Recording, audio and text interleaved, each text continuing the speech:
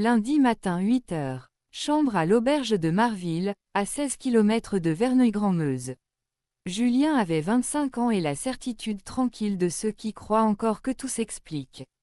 Jeune historien, fraîchement diplômé, il nourrissait une passion tenace pour les légendes urbaines et les récits locaux. Pas par goût du sensationnel, mais par méthode. Il aimait ce qui restait dans les marges, ce que les archives mentionnaient à demi-mot, ce que les villages préféraient taire.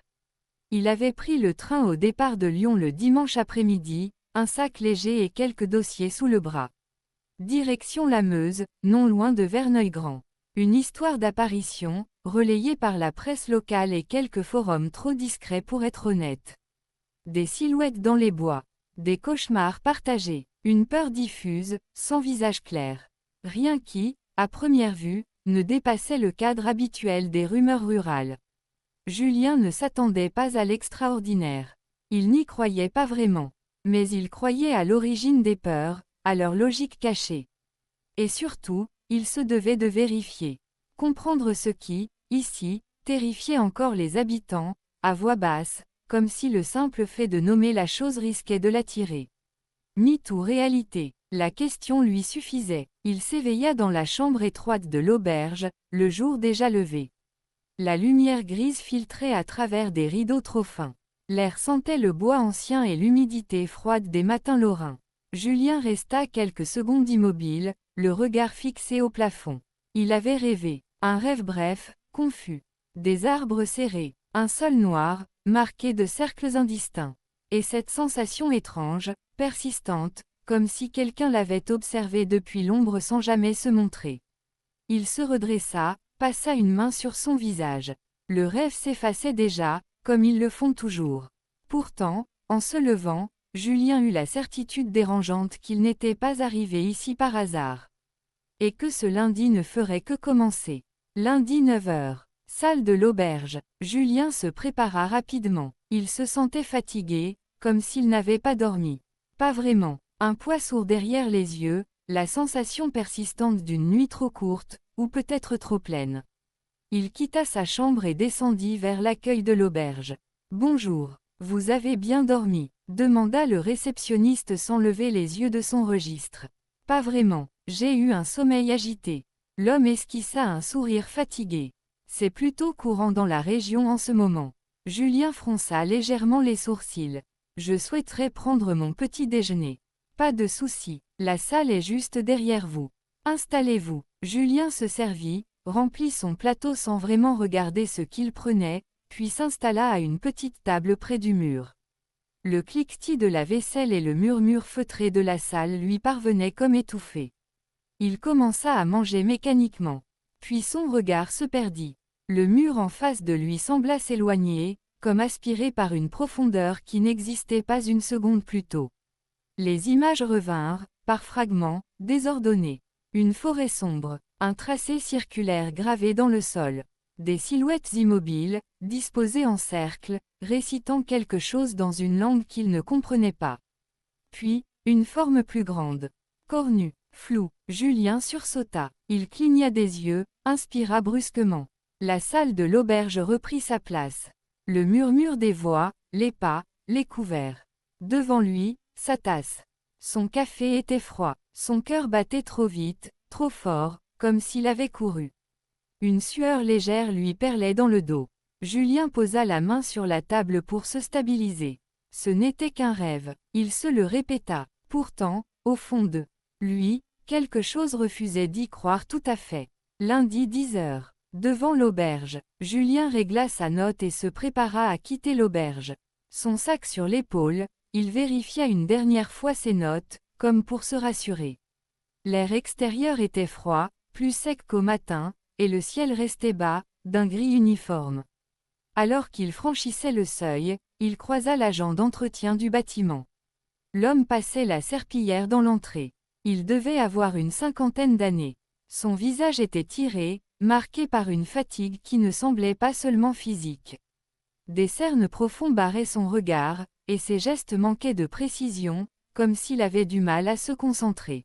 « Vous partez déjà ?» demanda-t-il sans lever les yeux. « Oui, je suis venu pour quelques recherches », répondit Julien.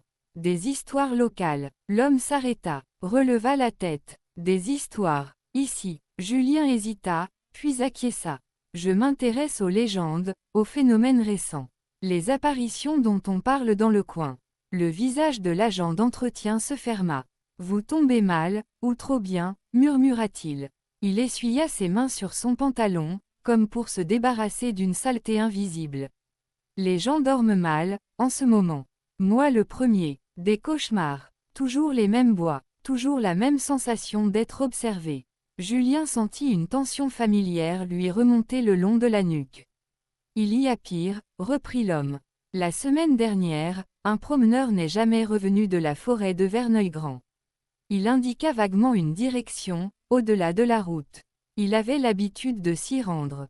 Il connaissait les chemins. On a cherché. Rien. Juste, des traces étranges, là-bas. Des marques au sol, rondes. Julien ne dit rien. Le mot résonnait trop bien avec ce qu'il avait vu. Si c'est là que vous allez, ajouta l'homme d'une voix basse, faites attention. Certains endroits ne veulent plus être dérangés. Julien remercia, sortit. Quelques minutes plus tard, il prenait la direction indiquée, convaincu désormais que ce voyage n'était plus une simple enquête. Lundi 11h30, lisière de la forêt communale de Verneuil-Grand. Julien se gara à l'entrée de la forêt communale. À cette heure de la journée, la lumière aurait dû percer entre les branches. Pourtant, le sous-bois demeurait sombre, compact, comme si les arbres absorbaient le peu de clarté qui tentait d'y entrer. Les troncs serrés formaient un mur irrégulier, presque fermé. Il coupa le moteur. Le silence le frappa aussitôt. Un silence lourd, anormal. Aucun chant d'oiseaux, aucun bruissement d'insectes. Même le vent semblait avoir renoncé à traverser les feuillages. Comme si la faune elle-même avait déserté les lieux, fuyant quelque chose que Julien ne pouvait pas encore percevoir. Il resta quelques secondes immobile, la portière entr'ouverte, à écouter. Rien. Un sentiment d'insécurité lui serra la poitrine. Une alerte primitive, difficile à expliquer, mais impossible à ignorer. Il referma la portière et s'avança de quelques pas vers la lisière. Les ombres projetées par les arbres et les buissons formaient des silhouettes incertaines. Trop allongées, trop immobiles, l'une d'elles, au fond du regard, lui rappela brutalement celle aperçue dans son rêve. Julien détourna les yeux. Il n'était pas encore entré dans la forêt. Et déjà, il avait l'impression d'y être attendu. Lundi midi, à l'intérieur de la forêt, Julien s'engagea sur le chemin communal. Un sentier étroit, à peine marqué, que le promeneur disparu avait l'habitude d'emprunter. La terre était sombre, humide, tassée par des passages anciens. Les arbres se refermaient au-dessus de lui, leurs branches formant une voûte irrégulière qui étouffait la lumière. Il avançait lentement. Le stress monta, presque aussitôt. Pas une peur franche, mais une accumulation d'hypothèses rationnelles. Un animal sauvage, surpris. Un homme déséquilibré, attirant ses victimes dans les bois. Des scénarios plausibles, rassurants, qu'il se répétait pour ne pas écouter autre chose. Son propre corps. Il entendait les battements de son cœur résonner dans sa tête, sourd, trop présent. Chaque pas lui semblait plus lourd que le précédent. Il se força à respirer calmement. Le silence persistait, total, épais. Puis, après quelques minutes de marche, un bruit sec fendit l'air. Une branche qui craque, à plusieurs mètres de lui. Julien s'arrêta net. Son souffle se suspendit. Il tenta de distinguer quelque chose entre les troncs serrés, scrutant les bois à travers les ombres. Son regard mit quelques secondes à s'adapter. C'est alors qu'il crut apercevoir un mouvement. Une silhouette grise, basse, allongée, se déplaçant lentement entre les arbres, presque à ras du sol. Trop fluide pour être humaine. Trop massive pour un simple animal. Julien cligna des yeux. La forme disparut. Un murmure lui parvint alors, porté par l'air immobile. Presque inaudible, une suite de sons graves, rythmiques, comme une litanie récitée à voix basse. Une langue qu'il ne connaissait pas, mais dont il comprit immédiatement la nature. Ce n'était pas un appel. C'était une prière. Et même sans en saisir le sens, Julien sut que ces paroles n'avaient rien de sacré. Le silence retomba aussitôt. Julien resta immobile, le cœur battant, conscient d'une chose désormais impossible à nier. Il n'était plus seul dans les bois. Lundi midi 15. La vision. La douleur arriva sans prévenir. Pas une douleur physique, mais une pression brutale derrière les yeux, comme si quelque chose s'était enfoncé dans son crâne. Julien porta une main à sa tempe, chancela, et le monde bascula. La forêt disparut. À sa place, une autre réalité s'imposa, violente, fragmentée, étrangère au temps. Un homme était étendu au sol, nu jusqu'à la taille, les bras écartés, immobile. Il reposait au centre d'un cercle rouge tracé dans la terre. Non, pas un simple cercle. Les lignes se prolongeaient, se croisaient, formaient une figure plus complexe. Une étoile, un symbole ancien, gravé à même le sol. Un pentacle. Autour de lui, des silhouettes se tenaient immobiles. Elles portaient des vêtements sombres, grossiers, semblables à des robes de moine. Leurs visages étaient dissimulés sous des capuchons. Elles récitaient quelque chose, à l'unisson, dans cette même langue rauque et inconnue.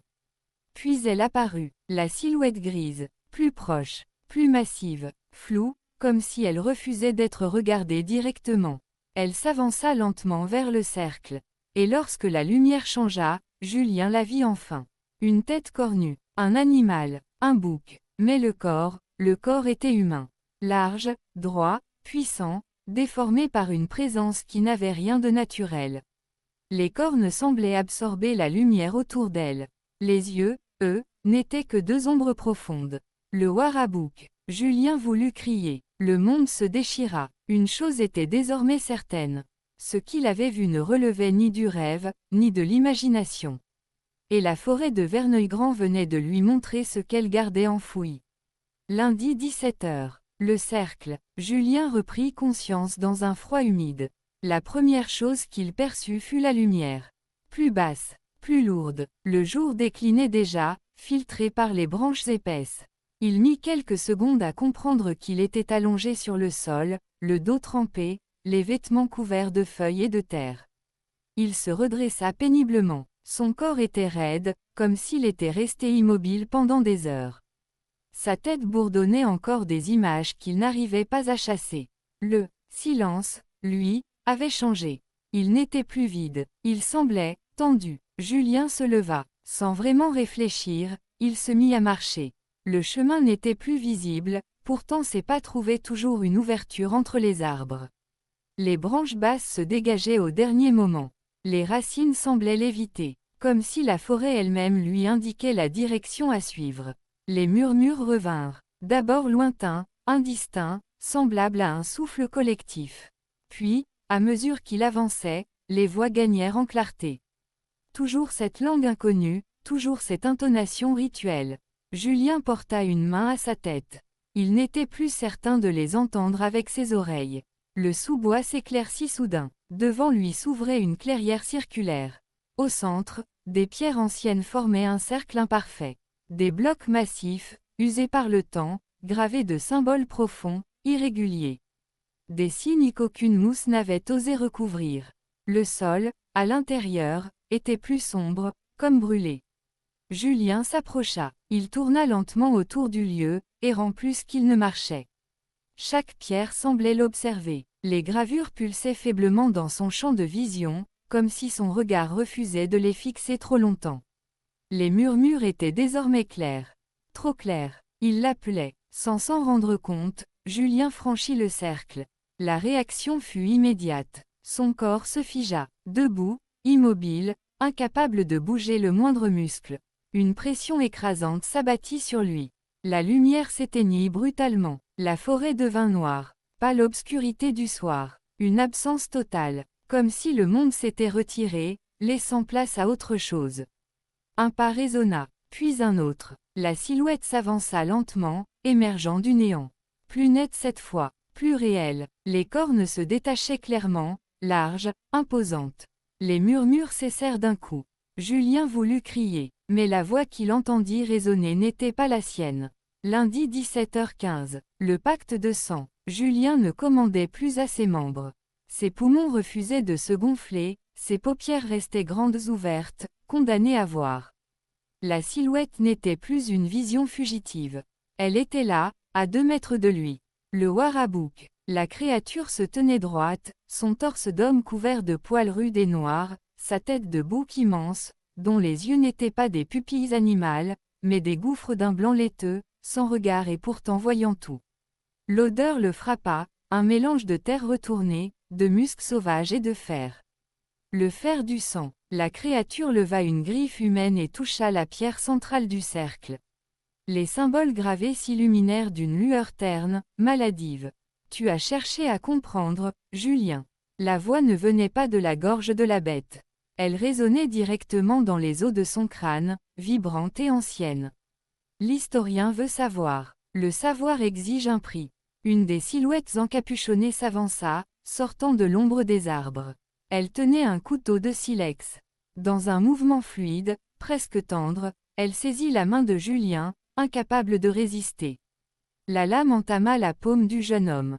Le sang ne coula pas au sol, il sembla être aspiré par l'air lui-même, dérivant en fines gouttelettes rouges vers la gueule du Warabouk. Julien sentit sa conscience s'effilocher. Ses souvenirs, Lyon, ses études, son avenir brûlaient comme du vieux papier. Lundi 23h. Retour à l'auberge de Marville. Le réceptionniste leva les yeux de son registre lorsque la porte de l'auberge grinça. Julien entra. Ses vêtements étaient propres, bien ajustés. Son sac était toujours sur son épaule. Mais son visage était d'une sérénité effrayante. La fatigue avait disparu. Les cernes n'étaient plus qu'un lointain souvenir. Vous revoilà, dit le réceptionniste d'une voix neutre. Vous avez trouvé ce que vous cherchiez dans la forêt. Julien esquissa un sourire trop large, trop parfait. Tout s'explique, répondit-il d'une voix étrangement mélodieuse. Il n'y a plus de mystère. Juste une nécessité. Il monta l'escalier d'un pas léger. Le réceptionniste le regarda disparaître, puis retourna à ses comptes. Dans le village, pour la première fois depuis des semaines, les chiens cessèrent de hurler. Mardi 3h. Chambre de l'auberge. Julien est assis sur son lit, dans le noir complet. Il n'a pas besoin de lumière. Il tient son carnet de notes ouvert sur ses genoux. À la lumière de la lune qui filtre enfin, claire et glaciale, on pourrait voir que toutes les pages sont désormais couvertes du même symbole, un cercle parfait, traversé de lignes brisées. Ses mains ne tremblent plus. Il se lève et s'approche de la fenêtre. En bas, sur le parking, l'agent d'entretien l'attend, immobile, le regard levé vers sa chambre. Puis, un autre habitant sort de l'ombre. Puis un autre. Julien sent une pression familière dans son crâne. Un appel. Il ouvre la fenêtre. L'air de la Meuse n'est plus froid. Il est accueillant. Il n'est plus Julien, l'historien qui cherche. Il est le témoin. Il est le messager. Le Warabouk n'est pas réapparu pour se cacher. Il est revenu pour régner sur ceux qui ont cessé de dormir. Julien ferme les yeux et murmure une phrase dans cette langue que personne ne devrait comprendre. Et dans la forêt de Verneuil-Grand, quelque chose d'immense répondit par un cri qui n'avait rien d'humain. Note de l'auteur, si vous passez par la Meuse et que vous vous sentez observé près des bois, ne cherchez pas à comprendre. Dormez, si vous le pouvez encore.